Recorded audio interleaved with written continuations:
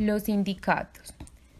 Tema presentado por Lina Marcela Ortiz, Conrado Antonio Vélez y Astrid Carolina Londoño. Un sindicato no es más que la asociación de un grupo de personas para el trámite, estudio y protección de los intereses de las relaciones laborales y patronales. Es una especie de asamblea permanente que vela por el cumplimiento de los derechos de los trabajadores, en lo que emana de la relación entre ellas y la directiva empresarial. Un sindicato tiene como objetivo generar una armonía en lo que no solo el grupo sindical goce de los beneficios de asociación, sino que la empresa logre conocer los beneficios de asociarse a un sindicato. ¿Cómo se maneja la contabilidad en los sindicatos? Los sindicatos se consideran entidades sin ánimo de lucro y estas están obligados a llevar contabilidad de acuerdo con lo establecido en el artículo 17 de la Ley 50 de 1984, el artículo 16 del Decreto 1529 de 1990, el artículo 45 de la Ley 190 de 1995, el artículo 364 del Estatuto Tributario y el artículo 2 de la Ley 1314. Para el caso particular de los sindicatos, estos deben inscribir su libro de contabilidad ante la DIAN, por ende estarían obligados a llevar contabilidad.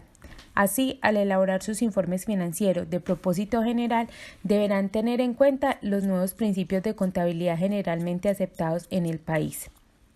El CTCP considera que es poco probable que un sindicato sea clasificado en el grupo 1, por lo que el marco técnico normativo que debería ser aplicado es el de los grupos 2 o 3.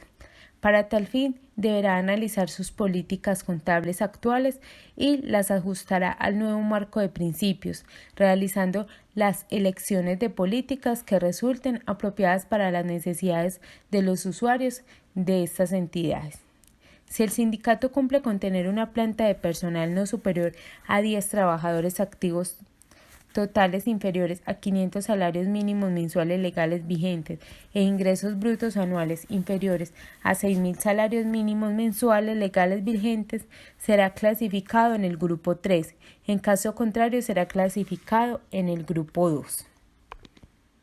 Dependiendo del grupo en el que sea clasificado, a partir de diciembre 31 de 2015 o diciembre 31 de 2016, los informes financieros de propósito general deberán indicar que cumplen con los principios de contabilidad generalmente aceptados en Colombia. En todo caso, aclaró el CTCP, los principios contenidos en el Decreto 2649 de 1993 han sido modificados y derogados por los nuevos marcos técnicos normativos, por lo que la preparación de los informes financieros de propósito general no pueden ser reducida únicamente al cumplimiento de los requerimientos de las autoridades de supervisión. De acuerdo al artículo 393 del Código Sustantivo del Trabajo, los sindicatos deben tener los siguientes libros, los cuales deben estar inscritos en la oficina de trabajo respectiva: de afiliación, de actas de la Asamblea General, de actas de la Junta Directiva, de inventarios y balances de ingresos y egresos. Bueno, los sindicatos también tienen su clasificación. De acuerdo al artículo 356 del Código Sustantivo del Trabajo, son sindicatos y se clasifican en de empresas, si están formados por individuos de varias profesiones, oficios o especialidades que prestan sus servicios en una misma empresa, establecimiento o institución; de industria, o por rama de actividad económica, si está formado por individuos que prestan sus servicios en varias empresas de la misma industria o rama de actividad económica; gremiales, si están formados por individuos de una misma profesión, oficio o especialidad; y de oficios varios, si están formados por trabajadores de diversas profesiones, disímiles o inconexas. Estos últimos solo pueden formarse en los lugares donde no haya trabajadores de una misma actividad, profesión u oficio en número mínimo requerido para formar uno gremial, y solo mientras subsista esta circunstancia. Los sindicatos y su participación en el sistema financiero de Colombia. Los sindicatos en Colombia, en razón de su estructura, el escenario de su función fundamental y la negociación colectiva, no han sido homogéneos, son numerosos, pero casi todos ellos débiles. en términos de afiliación y privados y de hecho de la función de negociación colectiva, la cual se realiza en el nivel de empresa por parte de los sindicatos de empresas o por las directivas de este ámbito de los sindicatos de rama. En esta función de negociación que lo mantiene vivo, el actor sindical se desagrega pues en una multiplicidad de actores, apenas coordinados o asesorados, en algunos casos por sindicatos de ramas o por las centrales.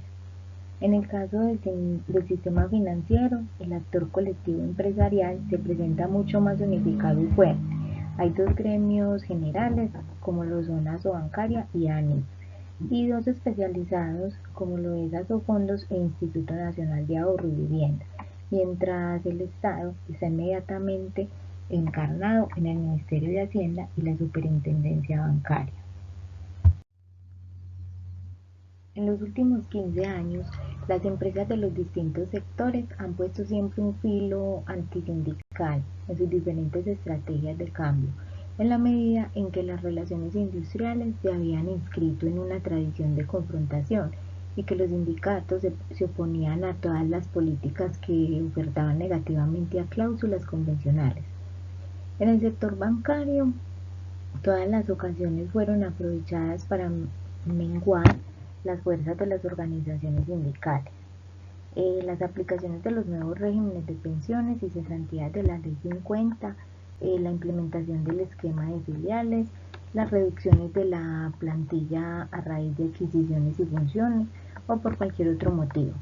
Además, las políticas de sustitución de personal antiguo por uno más joven y con mayor educación formal se convertían en una buena coartada para deshacerse de los sindicatos, puesto que estos se encontraban en mayor proporción entre los empleados pues, más veteranos, los de mayor edad. Entre 1993 y 1997, la expansión del sistema financiero a través del modelo de filiales jurídicamente independientes originó un crecimiento del empleo y en razón de que los sindicatos no pudieron beneficiarse de la figura de unidad de empresa. Ellos perdieron una oportunidad para crecer y desbordar más ampliamente los límites del sector bancario. Tradicionalmente se ha deplorado lo endeble de la estructura del sindicalismo colombiano, pluralidad de centrales, multiplicidad de sindicatos de ramas y federaciones en una misma rama, entrecruzados con sindicatos gremiales, proliferación de los sindicatos de base que desde un cambio legislativo del 2000 pueden existir en un número indefinido en una misma empresa. Estas características negativas para la capacidad de defensa de los trabajadores se han acentuado en el dato de 1991 y datos de 1990 y 96, conjunto del sindicalismo colombiano. Los datos que se tienen sobre los sindicatos del sector financiero no se presentan a conclusiones inmediatas. Estructura administrativa de los sindicatos. Como podemos observar, la mayoría de los sindicatos en Colombia son grandes organizaciones que requieren una administración y dirección del mismo calibre que cualquier otra empresa gubernamental. Como en cualquier otra empresa, el personal que aquí labora son de tiempo completo. Encontramos abogados, contadores, ingenieros, estadistas, empleados administrativos y de oficina.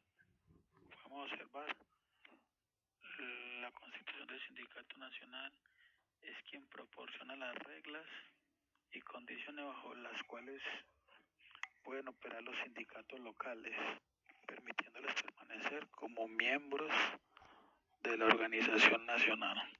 Los sindicatos tienen una organización matriz que es la que mantiene el poder sobre los sindicatos locales.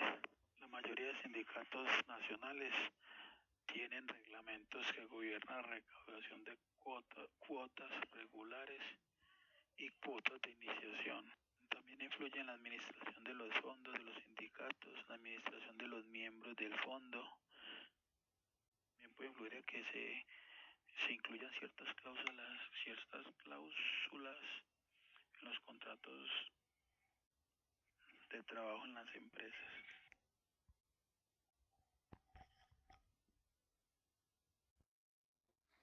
sindicatos vistos como medios negociadores de los convenios colectivos. A menudo trabajan con la ayuda de las federaciones. Prueba de ello es que administran los términos de los recursos a través de los procedimientos de reinversión y apoyan a los trabajadores en la interpretación de normas legales establecidas, así como los distintos conflictos laborales. Una dirigencia activa, interesada y efectiva tiene a producir una reacción favorable en sus miembros y viceversa. El sindicato y sus ejecutores constituyen la base sobre la cual el trabajador afiliado o independiente forma su opinión acerca de su organización base. La administración sindical se considera como el conjunto de funciones y acciones que ofrecen los dirigentes a los afiliados dentro de la estructura de la organización sindical en forma coherente y coordinada para alcanzar los objetivos del sindicato. La legislación laboral determinará las reglas y condiciones de constitución y administración, bajo las cuales deberá operar los sindicatos. Asimismo, reglamentará y controlará la adición de los asociados, el sistema de elecciones y cada periodo se lleva a cabo las mismas, así como la negociación colectiva.